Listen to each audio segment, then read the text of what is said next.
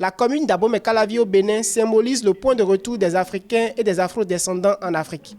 Après des décennies de vie loin de la terre qui a vu naître leurs ancêtres déportés au temps de la traite négrière, des Africains et Afro-descendants ont décidé de revenir au bercail afin de contribuer au développement de l'Afrique. Cette pensée se matérialise à travers la célébration du mois de l'histoire des Noirs en Afrique du 1er au 29 février 2020.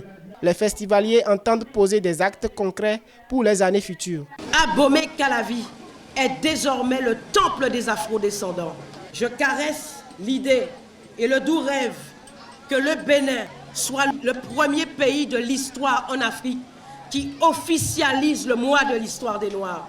Ils ont vécu dans un environnement où un certain nombre de choses qui structurent la vie de l'homme ont évolué. C'est pour cela justement que nous voulons rester avec eux pour que dans cet élan de générosité, dans cet élan de partage, de solidarité, de réparation, de pardon, que nous puissions aussi faire un transfert de compétences. Le mois de l'histoire des Noirs, célébration vieille de 50 ans aux États-Unis, a été introduit en Afrique par Mélina Seymour, fondatrice de l'ONG Africa Mondo.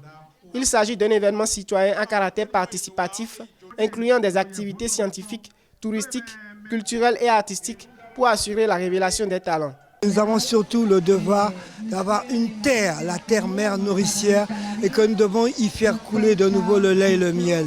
C'est ça la mission. La mission, c'est de créer le bonheur, parce qu'il nous a été donné, et aujourd'hui nous devons le restaurer.